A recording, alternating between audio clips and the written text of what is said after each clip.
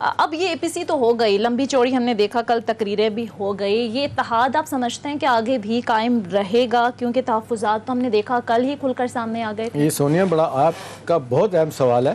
ہم نے دیکھا کہ پاکستانی سیاست جو ہے وہ مفادات کی سیاست ہوتی ہے، خاص طور پہ جب اپوزیشن کی پارٹیاں ہوتی ہیں، انہیں تو چاہیے ہوتا ہے کوئی بھی کہاں سے بھی کوئی ملے جو حکومت کو اٹھانے کے لیے ان کے لیے مبدل معاون ثابت ہو سکے۔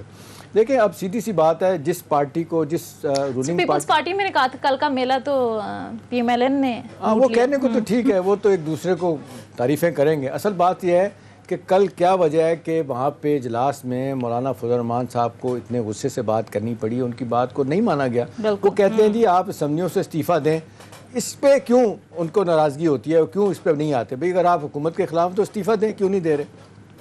احسن اقبال صاحب کہتے ہیں جی استعفیٰ دینا ہمارا آخری آپشن ہوگا۔ اب سوال یہ ہے کہ جس اسمبلی کو، جس پارلیمنٹ کو آپ جعلی کہتے ہیں، خاص طور پہ اٹھتے بیٹھتے فضل الرحمان صاحب کہتے ہیں بھئی آپ کے صاحبزادے ہیں اسد الرحمان صاحب، انہیں کہیں ریزائن کریں۔ آپ کے چھوٹے بھائی جو ہے نا وہ سینیٹر ہیں، آپ ان سے کہیں ریزائن کریں، تو لیجیٹیمیسی تو آپ خود ہی دے رہے ہیں، ٹھیک ہے؟ تو یہ کہنا کہ جی آپ پارلیمنٹ جعلی ہے، اس میں نہیں بیٹھنا چاہیے۔ اب سوال یہ ہے کہ وہ دو بڑی پارٹیاں، ان کو پتہ ہے۔ کل آپ دیکھ لیں شہباز شریف صاحب کی باڈی لینگویج جو بتا رہی تھی، وہ بڑا واضح طور پہ وہ ڈیفائی کر رہے تھے مولانا فضل الرحمان صاحب کو کہ ٹھیک ہے کہ جی ہم نے پہلے بھی ٹھیک آپ کا ساتھ نہیں دیں گے، آئندہ ساتھ دیں گے، کوئی گھبرانا نہیں۔ لیکن مولانا ان سے بہت تیز آدمی ہے، ان کو پتہ ہے کہ انہوں نے ساتھ نہیں کھڑے ہونا۔ کل انہوں نے معاہدہ کیا جائے۔ دیکھیں مولانا فضل الرحمان صاحب، فیصل صاحب آپ بھی اس پہ بات کیجیے گا، مولانا فضل الرحمان صاحب ہم دیکھتے ہیں تواتر کے ساتھ نواز شریف صاحب کے رابطے میں ہیں، وہ ان سے بات کرتے ہیں، اس کے بعد نواز شریف صاحب شہباز شریف صاحب کو ڈانٹتے ہیں یا کچھ کہتے ہیں کہ بھی آپ کھل کے سامنے کیوں نہیں آتے۔ اے پی سی میں بھی آپ دیکھ لیں جانے کا معاملہ جس طریقے سے ہوا، شہباز شریف صاحب کا نہیں پتہ تھا، مریم صاحبہ کا نہیں پتہ تھا، نواز شریف صاحب کا بھی نہیں پتہ تھا، پھر ایک دم سے سارے فیصلے ہو گئے۔ تو میں اگر آپ سے پوچھوں کہ یہ جب سارے اکٹھے ہو جائیں گے، جیسا کہ بظاہر یہ لگتا ہے اکٹھے ہونے کی بات ہو گئی ہے، ابھی آپ کے خیال میں یہ نیکسٹ قدم ان کا کیا ہوگا؟ جلسے جلوس تو انہوں نے کرنے ہی کرنے، ان کی اسٹریٹجی آپ کیا سمجھتے ہیں کہ کس طرح کی ہوگی؟ یا آپ کے خیال میں یہ باقی آئندہ 3 سال بھی جو ہے نا وہ اسی طرح ہی تقریریں کرتے رہیں گے اور آپ حکومت کر کے چلے جائیں گے؟ جی ہاں، یہ ایسا ہی ہوگا جو آپ کہہ رہے ہیں۔ یہ اسی طرح ہلکی پھلکی موسیقی جو ہے کوشش کریں گے۔ اصل میں ان کے پاس ایک چیز نہیں ہے جو کہ اسٹریٹ موومنٹ کے لیے ضرورت ہوتی ہے، وہ ہے اسٹریٹ پاور۔ وہ صرف عمران خان کے پاس ہے، آج بھی عمران خان کے پاس ہے۔ اور جب ہم نے جب پروٹیسٹ کی تھی تو ہمارا پروٹیسٹ کوئی، ہم آپس میں ایک پارٹی تھے، ہمارے ساتھ تو کوئی اور پارٹی بھی نہیں تھی۔ ہم نے تو طاہر القادری صاحب کے ساتھ بھی دیکھے نا، ہم اکٹھے نہیں نکل سکے تھے، حالانکہ کافی کوشش کی کہ ہم اس کو کلب کر دیں، لیکن وہ اپنا نکلے، ہم اپنا نکلیں، لیکن دونوں قافلے آپ دیکھیں۔ لیکن فیصل ایک چیز کے بارے میں لوگ کہتے ہیں کہ جو آپ ریسیونگ اینڈ آپ کے لیے مشکلات پیدا کر سکتی ہے، یعنی آپ کی پارٹی کے لیے۔ اب دیکھیں نا، اب اس حوالے سے تو لوگ بات کرتے ہیں، وہ مہنگائی کا معاملہ جو ہے نا، وہ کارکردگی کی تو چلیں ٹھیک ہے، آپ کہتے بھی ہیں جی بہت سارے حوالوں سے ہوئی ہے، بہت سے حوالوں سے لانگ ٹرم میں آپ نے کوئی پلان کیا ہوا ہے چیزوں کو، لیکن مہنگائی کا جو سیلاب ہے یہ رکنے کا نام نہیں لے رہا۔ جب اپوزیشن کے لیڈر بار بار یہ بات کہتے ہیں، احسن اقبال صاحب کا یہ پیٹ جملہ ہے فیصل صاحب، وہ کہتے ہیں کہ جی پاکستان کی تاریخ میں 60 سالوں میں چینی جو ہے نا وہ 57 روپے سے کبھی اوپر نہیں گئی۔ آج جو ہے نا آپ دیکھ لیں کہ 18-12 مہینوں میں، وہ 15 مہینے میں وہ کہتے ہیں کہ یہ 110 تک پہنچ گئی ہے۔ اس طرح وہ کہتے ہیں آٹا پاکستان کی تاریخ میں 30 روپے کلو سے 78 روپے کلو نہیں ہوا۔ اس طرح وہ کہتے ہیں بجلی اور گیس جو ہے نا وہ 35-40% بڑھائی گئی، ڈالر کہاں سے کہاں چلا گیا۔ تو لوگ اس کو بائی کرتے ہیں معذرت کے ساتھ، لوگ کہتے ہیں کہ جی عام آدمی کی کھانے پینے کی چیزیں مہنگی ہوئی۔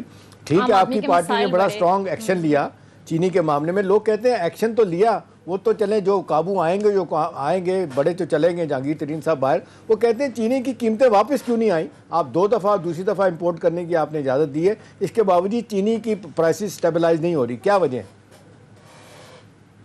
دیکھیے میں آپ کو بتاؤں،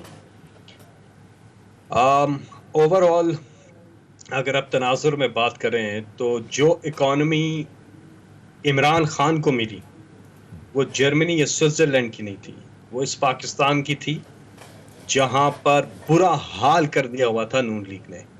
قرضے صرف 10 سال میں، یہ چارٹر آف کرپشن والے 2008 سے 2018، یہ 6,000 ارب سے 30,000 ارب پہ چلے گئے. آوے کا آوا بگڑا ہوا. کوئی ادارہ نہیں تھا جو وہ کہتے ہیں 13,000 profit میں ارب ہو کا یا قرضہ بھی آپ نے 2 سال میں آپ نے بھی لیا، وہ یہ بھی کہتے ہیں. احتشام صاحب، ہم ان کے لیے ہوئے قرضوں کے اوپر جو انٹرسٹ ہے وہ دے رہے ہیں. ان کے قرضے لیے ہوئے ان کو اتارنے کے لیے ہمیں مزید قرضہ لینا پڑتا ہے. ٹھیک. ہم نے یہ اوور آل گاڑی کو ٹھیک کرنا ہے. یہ گاڑی بالکل چلنے کے قابل نہیں تھی، کیونکہ خاقان عباسی نے خود کہا تھا کہ ہمیں نہیں پتا کس کی حکومت آئے گی، لیکن جس کی بھی آئے گی، جس حال میں اکانومی کو ہم لے گئے کوئی سنبھال نہیں سکے گا. تو پہلے فیز میں تو اکانومی کو عمران خان نے سٹیبل کر کے دکھایا. آج IMF کہتا ہے، ایشین ڈیولپمنٹ بینک کہتا ہے، ورلڈ بینک کہتا ہے، موڈیز کہتا ہے، فنچ کہتا ہے، بلومبرگ کہتا ہے کہ پاکستان کی اکانومی سٹیبل ہوئی ہے.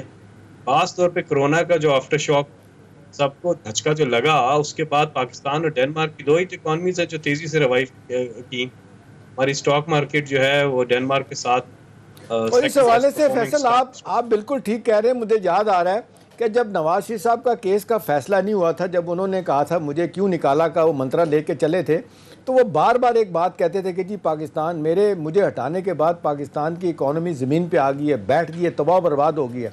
انہوں نے تواتر کے ساتھ یہ 5-6 بیان دیے. اس کے بعد مفتاح اسماعیل جو ان کے فائنانس منسٹر ہیں، ان کو کہنا پڑا کہ جی ایسی کوئی بات نہیں ہے، اکانومی اتنی بری نہیں ہے جتنا کہا جا رہا ہے. ان کی پارٹی کا فائنانس منسٹر ہی کنٹرڈکٹ کر رہا تھا. تو کیا وجہ تھی کہ نواز شریف صاحب اتنی بری پکچر اکانومی کی پینٹ کر رہے تھے اس وقت؟ جی ہاں احتشام صاحب، بہت میں اس پوائنٹ پہ آنا ہی والا تھا.